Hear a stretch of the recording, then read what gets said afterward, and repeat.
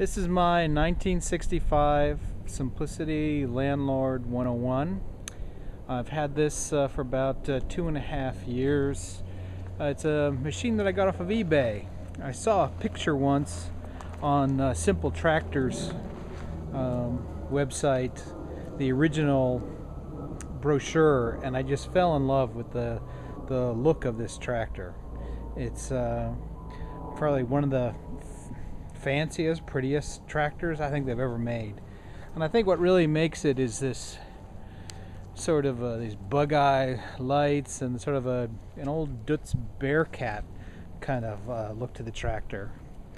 Beyond its looks, what makes it really interesting is that it's very well made and incredibly functional. The tractor was made with the up to 3 PTOs.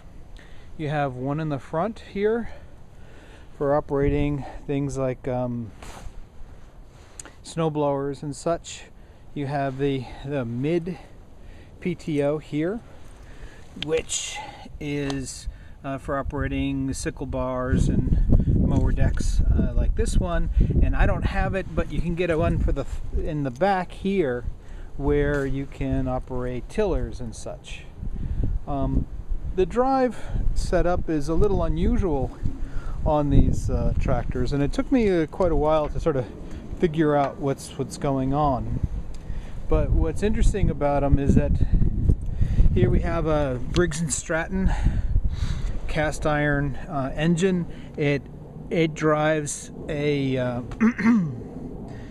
it's a direct drive into what's called the bevel gearbox right here.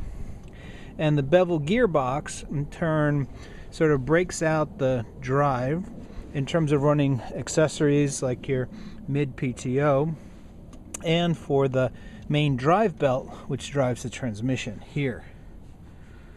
So what's also interesting about this transmission is that it operates a little differently than most of the other ones that I've owned in the past, Cubs and John Deere's and so on. This cast iron transmission really ends up turning this tube down here, and that tube engages the differential. I don't know if you can see it right over here. That differential in turn engages with the axle here, and these two bolts here control the amount of slip between the two wheels.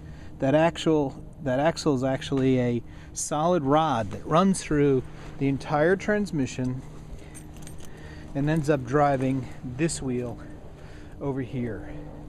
It's kind of it seems on the surface maybe to be a complicated setup, but once you get to know it, it works very well. It's very reliable and very robust, and the traction control really does work. I did have a couple of problems with this when I first got it. The biggest one was I couldn't understand why the transmission was so covered in sort of a greasy, oily film. The tractor never leaked, never had a drop of oil on the garage floor, never had a problem, until one day this pulley happened to come loose. And when it did, it became really obvious that the whole backside of it had a thin coating of oil on it. And so what would happen is that when the tractor sat, the oil level is below this point, and so nothing would ever leaked. But once it started cutting grass and doing whatever, the oil would naturally be thrown up here. It would come out of the oil seal behind here, leak a few drops. Those drops would get on this and would act as a slinger and sling it all over the underneath of the seat pan, and of course all over the transmission. That must have been going on for what, 20 years or so on? Maybe longer. Some of the other interesting aspects about this tractor is that the mower decks are really nicely made.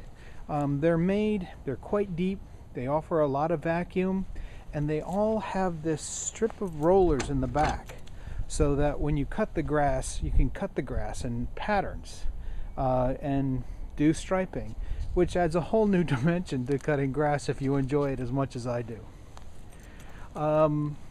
I've run the tractor already, so I can't really do a cold start for you, but I'm not a big fan of cold starts anyway. But I'll run the engine so you can hear just how well it runs.